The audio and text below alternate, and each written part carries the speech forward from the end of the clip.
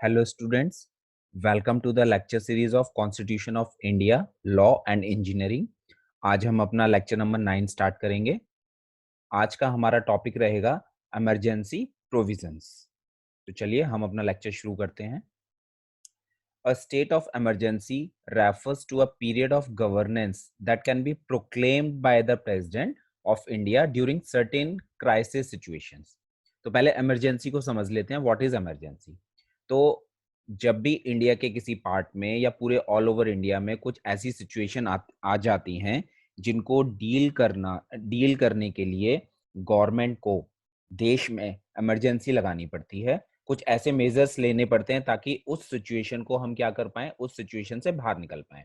तो उस केस में क्या होता है, जो प्रेसिडेंट होते हैं हमारे, वो इमरजेंसी की उद्घोषणा करते हैं। प्रोक्लेम्ड का मतलब क्या होता है, इमरजेंसी की उद्घोषणा करना, एक तरह से इमरजेंसी को डिक्लेयर करना, है ना। और उस टाइम पे जनरली क्या होता है कि जितने भी हमारे कई तरह के रूल एंड रेगुलेशंस हैं, उनमें कुछ टाइम के लिए थोड़े से चेंजेस आ जाते हैं।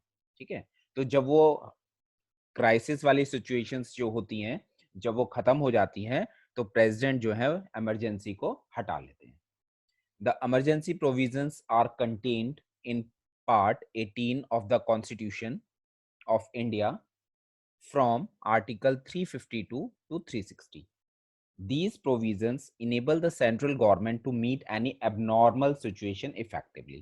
ठीक है, तो जो इमरजेंसी का प्रोविजंस हैं, जो भी हमारे कॉन्स्टिट्यूशन में इमरजेंसी के लिए प्रोविजंस दिए गए हैं, वो कॉन्स्टिट्यूशन के पार्ट 18 में दिए गए हैं। और पार्ट 18 में भी आर्टिकल 352 से लेके आर्टिकल 360 में इमरजेंसी के बारे में डिटेल में कॉन्स्टिट्यूशन में दिया गया है। तो जब भी सेंट्रल गवर्नमेंट को लगता है कि देश के अंदर कुछ एबनॉर्मल सिचुएशंस आ रही हैं, तो उनसे निपटने के लिए, है ना, उनको ओवरकम करने के लिए गवर्नमेंट जो है या प्रेसिडेंट जो है वो क्या करते हैं, इमरजेंसी लगा देते हैं। The rationality behind the incorporation is to safeguard the sovereignty, unity, integrity, security of the country, the democratic political system and the constitution। Emergency लगाने के पीछे मेन ऑब्जेक्टिव यही होता है कि जो हमारा भारत है, हमारा देश है, उसकी सॉवरेंटी, उसकी यूनिटी, उसकी इंटेग्रिटी, उसकी सिक्योरिटी, कंट्री की सिक्योरिटी, ये सब जो है इंटैक्ट रहे, है ना, इन सबका सेफ गार्ड हो सके। और जो हमारा पॉलिटिकल सिस्टम है, डेमोक्रेसी है, और जो हमारा कॉन्स्टिट्यूशन है, एक तरह से उसकी भी रक्षा हो पाए। जो ये कॉन्स्टिट्यूशन के अंदर इमरजेंसी है, तीन तरह की इमरजेंसी बताई गई है। एक है इसमें नेशनल इमरजेंसी, सेकंड है इसमें कॉन्स्टिट्यूशनल इमरजेंसी, कॉन्स्टिट्यूशनल इमरजेंसी को प्रेसिडेंट रूल भी बोलते हैं, और थर्ड है हमारी फाइनेंशियल इमरजेंसी। तो चलिए इन तीनों इमरजेंसी को हम एक एक करके समझ लेते हैं कि एक्चुअल में ये क्या होती हैं। तो फर्स्ट हम अपना टॉपिक लेते हैं इसमें, या फर्स्ट तरह की इमरजेंसी लेते हैं, emergency national emergency. National emergency can be declared on the basis of war, external aggression and armed rebellion. ठीक है, तो इसमें आपको तीन टर्म याद करनी है कि नेशनल इमरजेंसी जो है कब डिक्लेयर की जाती है। तो नेशनल इमरजेंसी वॉर के टाइम में, युद्ध के टाइम में, या कोई एक्सटर्नल एग्रेशन है उस टाइम में, या कोई आर्म्ड रेबिलियन है ना। इन तीनों ही केस में जो प्रेसिडेंट है हमारे, वो नेशनल इमरजेंसी को प्रोक्लेम कर सकते हैं, नेशनल इमरजेंसी लगा सकते हैं। अब ये तीनों क्या है, वॉर, एक्सटर्नल एग्रेशन और आर्म्ड रेबिलियन, इसको हम अभी समझ लेते हैं, आगे ये तीनों टर्म आ जाएंगी। Now ground of declaration. Under Article 352, the President can declare a national emergency when the security of India or a part of it is threatened by war or external aggression or armed rebellion। तो article 352 में ये mention है कि president जो है वो emergency declare कर सकते हैं। वो चाहे तो पूरे इंडिया में इमरजेंसी डिक्लेयर कर सकते हैं, या इंडिया के कुछ पार्ट में इमरजेंसी को डिक्लेयर कर सकते हैं, अगर उन्हें ये लगता है कि वहां पे वॉर की सिचुएशन है, एक्सटर्नल एग्रेशन है, या आर्म्ड रेबेलियन है ना। तो तीनों टर्म को हम समझ लेते हैं। वॉर, मान लीजिए हमारा इंडिया और चाइना का भी वॉर हो जाए, ठीक है, या इंडिया पाकिस्तान का वॉर हो जाए, तो उस केस में देश के अंदर नेशनल इमरजेंसी लगाई जा सकती है। एक्सटर्नल एग्रेशन, एक्सटर्नल एग्रेशन का मतलब ये है कि जैसे चाइना और इंडिया के बीच में अभी हम करंट सिचुएशन देख रहे हैं, इंडिया और पाकिस्तान के बीच में करंट सिचुएशन देख रहे हैं, वॉर का डिक्लेरेशन नहीं हुआ है, लेकिन फिर भी दोनों की जो आर्मी है, दोनों की जो फोर्सेस हैं, एक दूसरे के अगेंस्ट जो है कुछ ना कुछ उनमें तनाव हमेशा रहता है, बॉर्डर पे टेंशन रहती है। इसको एक्सटर्नल एग्रेशन को कहते हैं। और आर्म्ड रेबिलियन का मतलब है कोई भी इंडिया के अंदर इंटरनल बेसिस पर, है ना, मतलब इंडिया के कुछ पार्ट में इस तरह की चीजें हो जाएं, सिचुएशन कुछ इस तरह की हो जाए जो हैंडल नहीं हो पा रही हो, तो वहां पर प्रेसिडेंट जो है वो इमरजेंसी लगा सकते हैं। तो वॉर और एक्सटर्नल एग्रेशन तो एक तरह से एक्सटर्नल हो गया, और आर्म्ड रेबिलियन क्या हो गया, इंटरनल हो गया। The president can declare a national emergency even before the actual occurrence of war or armed rebellion or external aggression. When a national emergency is declared on the grounds of war or external aggression, it is called और it is known as external emergency. तो जैसा मैंने अभी आपको बताया कि war और external aggression है और इमरजेंसी लगाई जा रही है, तो उसको बोलते हैं एक्सटर्नल इमरजेंसी। क्योंकि टेंशन कहाँ से आ रही है, आउटसाइड इंडिया से आ रही है, बाहर से टेंशन है ना, दूसरी कंट्री के साथ जो हमारे रिलेशंस हैं वो शायद ठीक नहीं है, उस वजह से वॉर की सिचुएशन बन रही है या एक्सटर्नल एग्रेशन हो रहा है। ठीक है, मान लीजिए इंडिया और पाकिस्तान में वॉर होने वाली है या हो सकती है, तो उस केस में क्या होगा, दोनों ही कंट्री ऑफिशियली ये डिक्लेयर कर देंगी कि हम एक दूसरे के अगेंस्ट अपनी आर्मी या अपने फोर्सेस, है ना, उनका इस्तेमाल करेंगे, तो वो वॉर की सिचुएशन है। लेकिन ऑफिशियली डिक्लेयर नहीं किया है, लेकिन फिर भी बॉर्डर पे टेंशन है, कई बार पाकिस्तान की तरफ से गोलाबारी होती है, तो इधर हमारा इंडिया इंडिया की जो हमारी फौज है जो बॉर्डर पे है, आर्मी है ना, वो उसका जवाब देती है, तो इसको एक्सटर्नल एग्रेशन कहा गया है। तो इस ऐसी सिचुएशन में अगर देश के अंदर इमरजेंसी लगाते हैं प्रेसिडेंट, तो उसको बोलते हैं एक्सटर्नल इमरजेंसी। लेकिन अगर ये आर्म्ड रेबिलियन के बेस पे इमरजेंसी लगाई जा रही है, तो उसको बोला जाता है इंटरनल इमरजेंसी। इंटरनल इमरजेंसी का मतलब है कि देश के अंदर ही कुछ इंटरनल डिस्टरबेंस है ना, तो पर्टिकुलर पार्ट में अगर डिस्टरबेंस है, तो उस पर्टिकुलर पार्ट में ही क्या प्रेसिडेंट क्या करेंगे, इमरजेंसी लगा देंगे। तो ये जो आर्म्ड रेबिलियन की टर्म है, ये जब 44th अमेंडमेंट हुआ था कॉन्स्टिट्यूशन का, तब इसको इंसर्ट किया गया था, उससे पहले इसको इंटरनल डिस्टरबेंस ही बोला जाता था।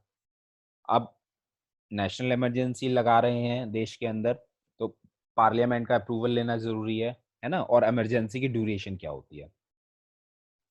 The proclamation of emergency must be approved by both the houses of parliament within month from the date of issue।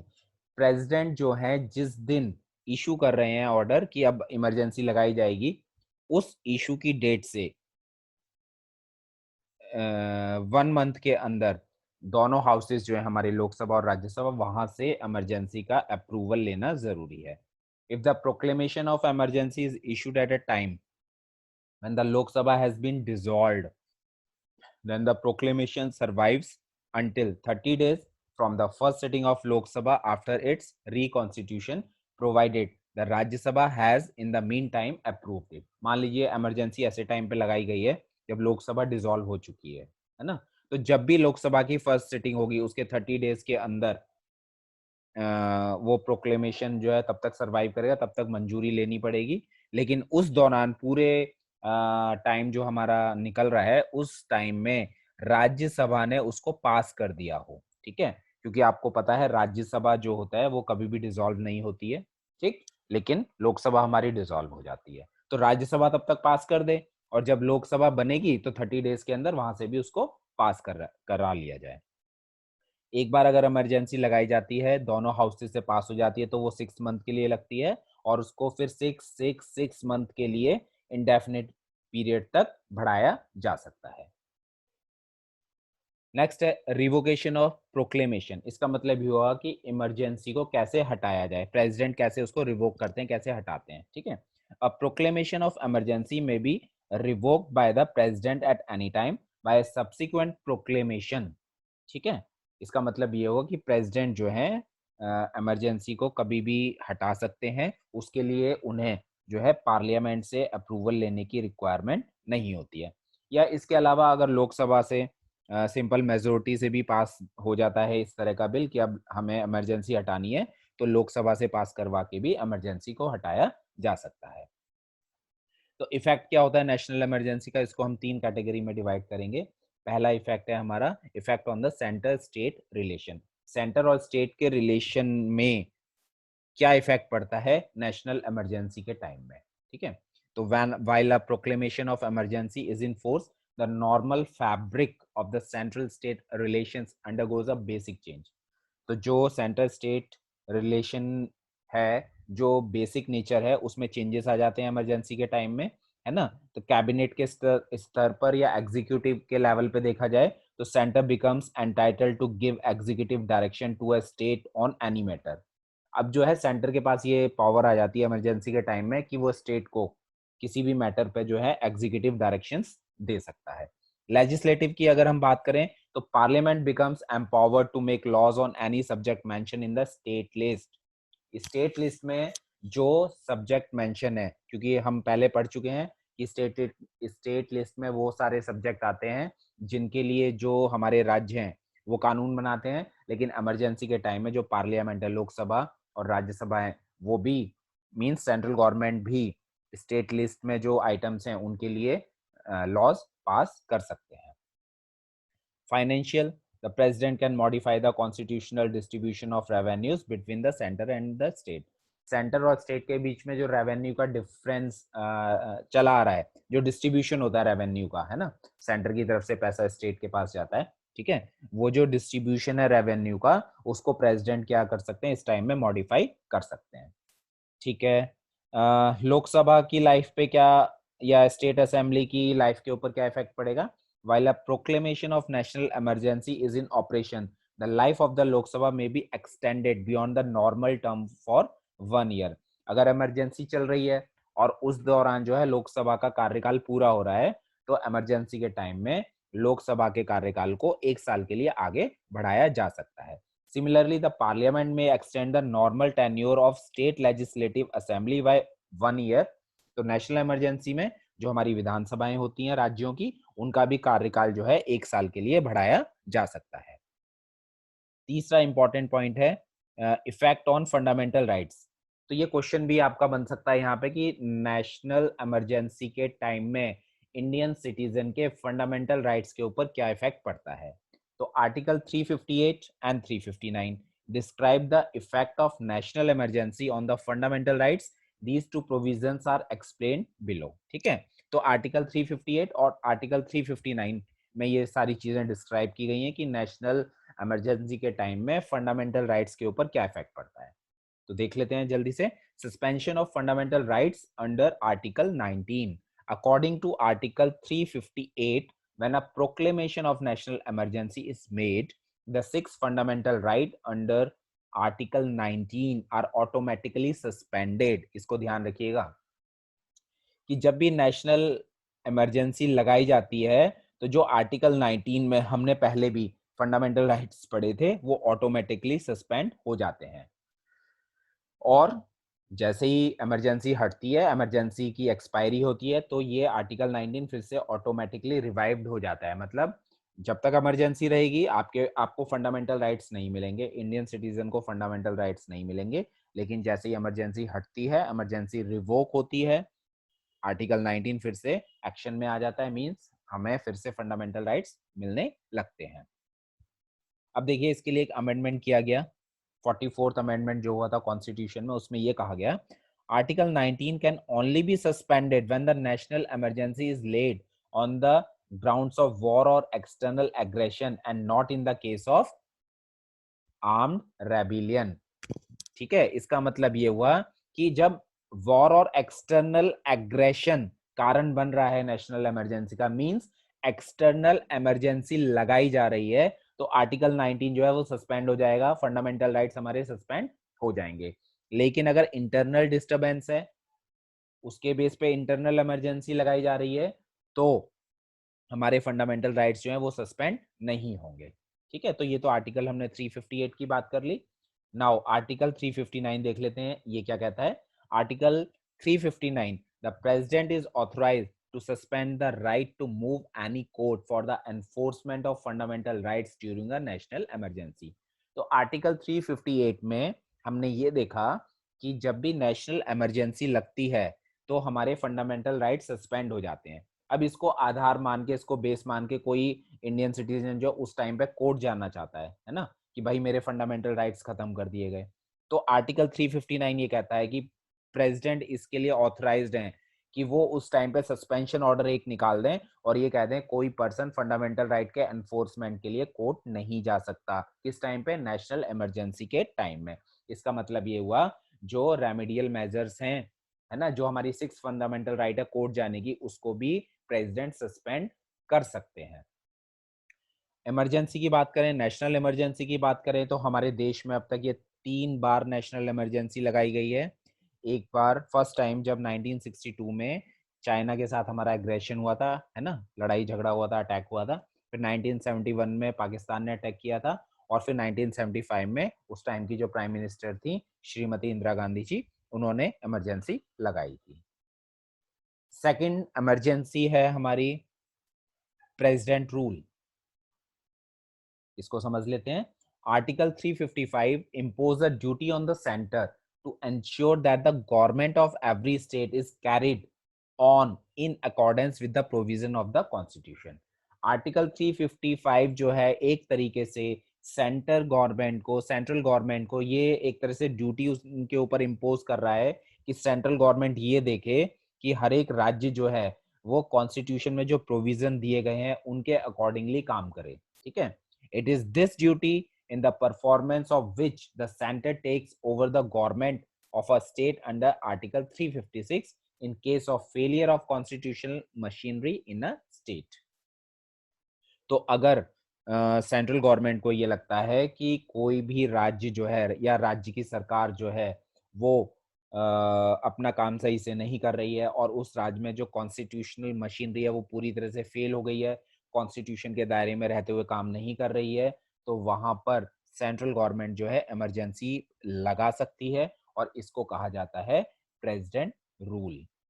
तो प्रेसिडेंट रूल जो है ना, उसको पूरा आर्टिकल 356 में एक्सप्लेन किया गया है और ये आर्टिकल 356 जो है प्रेसिडेंट को पावर देता है। क्या पावर देता है? To issue a proclamation if he is satisfied that the situation has arisen in which the government of state cannot be carried on in accordance with the provision of the constitution. President को ये लगता है, president इस बात के लिए satisfy हो जाते हैं कि राज्य के अंदर जो भी सरकार चल रही है वो कॉन्स्टिट्यूशन के प्रोविजन के अकॉर्डिंग नहीं चल रही है, तो प्रेसिडेंट जो है अपनी इस पावर का इस्तेमाल करते हुए वहां पे प्रेसिडेंट रूल लगा सकते हैं। अब पार्लियामेंट्री अप्रूवल और ड्यूरेशन देख लेते हैं प्रेसिडेंट रूल की। Proclamation imposing president rule must be approved by both the houses of parliament within 2 months from the date of its issue. तो जब भी इमरजेंसी लगाई जाएगी, प्रेसिडेंट इमरजेंसी लगाएंगे, प्रेसिडेंट रूल लगाएंगे, उसके 2 महीने के अंदर दोनों हाउसेज, लोकसभा और राज्यसभा से अप्रूव कराना पड़ेगा। If the proclamation of president rule is issued at a time when the Lok Sabha has been dissolved. अब ये वही आ गया जो हमने अभी नेशनल इमरजेंसी में पढ़ा था कि अगर इमरजेंसी ऐसे टाइम में लगाई गई है जहां लोकसभा डिसॉल्व है ना, तो उस टाइम में क्या करें, राज्यसभा तो राज्यसभा में पास करवा लिया जाए और जब भी लोकसभा की फर्स्ट सिटिंग हो 30 days के अंदर वहां से भी पास करवा लिया जाए। अब इसके रिजल्ट्स, कॉन्सिक्वेंसेस क्या होते हैं प्रेसिडेंट रूल के। The president acquires the following extraordinary power when the president rule is imposed in a state। तो प्रेसिडेंट के पास जो है एक तरीके से और अधिक पावर आ जाती है स्टेट्स की जब स्टेट के अंदर प्रेसिडेंट रूल लगाया जाता है। He can take up the function of the state government and power vested in the governor or any other executive authority in the state। एक तरह से डायरेक्ट कंट्रोल किसका हो जाता है जब भी प्रेसिडेंट रूल रखता है? प्रेसिडेंट का हो जाता है। और प्रेसिडेंट हम पहले ही डिस्कस कर चुके हैं, प्रेसिडेंट जो है हमारा पार्लियामेंट का पार्ट होते हैं, है ना। तो उस केस में एक तरीके से सेंट्रल गवर्नमेंट का जो कंट्रोल होता है वो स्टेट के ऊपर आ जाता है। He can declare that the powers of the state legislature are to be exercised by the parliament. जो भी स्टेट लेजिस्लेचर की जो पावर्स होंगी उनको अब कौन देखेगा, वो किसके पास आ जाएंगी, वो पार्लियामेंट के पास आ जाएंगी। He can take all other necessary step including the suspension of the constitutional provision relating to anybody और authority in the state. Constitutional provision है ऐसे, ठीक है, कोई भी नेसेसरी स्टेप ले लेते हैं जिसमें ये लगता है कि पर्टिकुलर चीज से जो हमारे कॉन्स्टिट्यूशनल प्रोविजन है वो सस्पेंड हो रहे हैं, तो ऐसी चीजों को हटाने के लिए नेसेसरी स्टेप जो है वो प्रेसिडेंट ले सकते हैं। The 38th Amendment Act of 1975 made the satisfaction of the President in invoking Article 356 final and conclusive, which would not be challenged in any court on any ground. इसमें ये कहा गया है कि इसका क्या जुडिशियल रिव्यू हो सकता है, जो इमरजेंसी लगाई गई है, प्रेसिडेंट रूल लगाया गया है, इसका जुडिशियल रिव्यू हो सकता है। तो इसमें कहा गया है which would not be challenge in any court on any ground, ठीक है। But this provision was subsequently deleted by the 44th amendment. Means 38 amendment में तो ये कहा गया 1975 में कि चैलेंज नहीं किया जा सकता प्रेसिडेंट रूल को, लेकिन 44th अमेंडमेंट में उसको हटा दिया गया। थर्ड है हमारा financial emergency. Article financial emergency की जो डिटेल्स हैं वो आर्टिकल 360 में दी गई हैं कॉन्स्टिट्यूशन के। Article 360 empowers the president to proclaim a financial emergency if he is satisfied that a situation has arisen due to which the financial stability or credit of India or any part of its territory is threatened। अगर president को ये लगता है कि देश के अंदर financial stability गड़बड़ा रही है ना, अर्थव्यवस्था के अंदर अर्थव्यवस्था बहुत ज्यादा गिरती जा रही है, ठीक है, तो उस सिचुएशन को कंट्रोल करने के लिए जो हमारे प्रेसिडेंट हैं वो फाइनेंशियल इमरजेंसी को प्रोक्लेम कर सकते हैं, उसकी उद्घोषणा कर सकते हैं, उसको डिक्लेयर कर सकते हैं। पार्लियामेंट्री अप्रूवल एंड ड्यूरेशन, तो फाइनेंशियल इमरजेंसी जो होती है वो दोनों हाउसेस से 2 मंथ के अंदर उसको अप्रूव कराना ज़रूरी होता है। फिर आगे वही है कि अगर उस टाइम पे लोकसभा डिसॉल्व है तो जब भी लोकसभा की फर्स्ट सिटिंग होगी तो 30 डेज के अंदर उसको अप्रूव करा लिया जाए, provided Rajya Sabha has in the mean time approved it, ठीक है। और एक बार जब दोनों हाउसेस से फाइनेंशियल इमरजेंसी अप्रूव हो जाती है तो फाइनेंशियल इमरजेंसी को इंडेफिनेटली मतलब इंडेफिनेट टाइम के लिए कंटिन्यू किया जा सकता है। तो ये तब तक किया जाएगा कि भाई अब अर्थव्यवस्था ठीक हो गई है तो अब फाइनेंशियल इमरजेंसी हटाई जा सकती है, लेकिन जब तक अर्थव्यवस्था सही नहीं हो रही है तब तक फाइनेंशियल इमरजेंसी जो है ऐसे केसेस में कंटिन्यू रहती है। इफेक्ट क्या पड़ता है फाइनेंशियल इमरजेंसी का?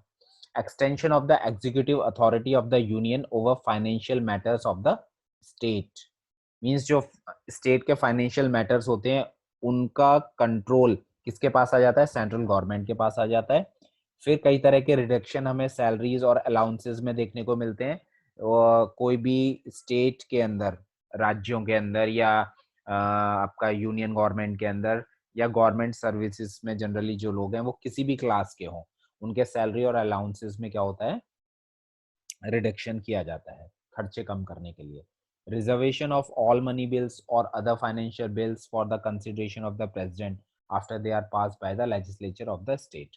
स्टेट से जो भी मनी बिल पास होंगे स्टेट के लिए उनको प्रेसिडेंट के पास जो है कंसिडरेशन के लिए भेजा जाता है फाइनेंशियल इमरजेंसी के दौरान। Direction from the president for the reduction of salaries and allowances of all in any class of persons serving the union and the judges of the supreme court and the high court, ठीक है। तो ये हमने discuss कर लिया। Salaries के अंदर, allowances के अंदर जनरली क्या होता है, इस दौरान रिडक्शन किए जाते हैं। Now criticism for the emergency provisions. अब ये जो इमरजेंसी प्रोविजंस लगाए जाते हैं तो इनका क्रिटिसिज्म भी होता है, क्या कहा जाता है कि नहीं ऐसा नहीं करना चाहिए। बहुत से लोग इसको कहते हैं कि नहीं ठीक है, कभी कभी जब इस तरह की सिचुएशन आती है तो इमरजेंसी लगानी चाहिए। तो क्रिटिसिज्म किस बेस पे होता है? इसके पीछे तर्क ये दिया जाता है कि जो फेडरल करेक्टर है कॉन्स्टिट्यूशन की तरफ से हमारे इंडिया के अंदर, जिसमें पावर का डिस्ट्रीब्यूशन हो जाता है ना, वो फेडरल करेक्टर खत्म हो जाता है, तो इसलिए इमरजेंसी ना लगाई जाए, क्योंकि पावर सारी की सारी कहाँ चली जाती हैं? सेंट्रल गवर्नमेंट के पास चली जाती हैं। The power of the state both the union and the units will entirely be concentrated in one hand. ठीक है, वो मैंने आपको बता दिया। इस केस में ये भी तर्क दिए जाते हैं कि प्रेसिडेंट जो है वो डिक्टेटर हो सकते हैं क्योंकि उनके पास सारी पावर आ जाती है। Financial autonomy of the state will be nullified. राज्यों की जो फाइनेंशियल ऑटोनॉमी या फाइनेंशियल स्वायत्ता है उसके ऊपर खतरा मंडराने लगता है, क्योंकि वो फाइनेंशियल जो स्टेटस है या जो हमारे मनी बिल वगैरह हैं स्टेट के, वो किसके कंट्रोल में आ जाते हैं, वो सेंट्रल गवर्नमेंट के कंट्रोल में आ जाते हैं। और इस दौरान क्या होता है, जो हमारे फंडामेंटल राइट्स होते हैं वो मीनिंगलेस हो जाते हैं। इसीलिए इमरजेंसी का कई बार जो है क्रिटिसिज्म भी किया जाता है, उसकी आलोचना भी की जाती है। तो आज का लेक्चर हमारा यहीं तक है। इसमें हमने तीनों तरह की इमरजेंसी को समझा। फिर आपसे नेक्स्ट लेक्चर में मिलते हैं। Thank you.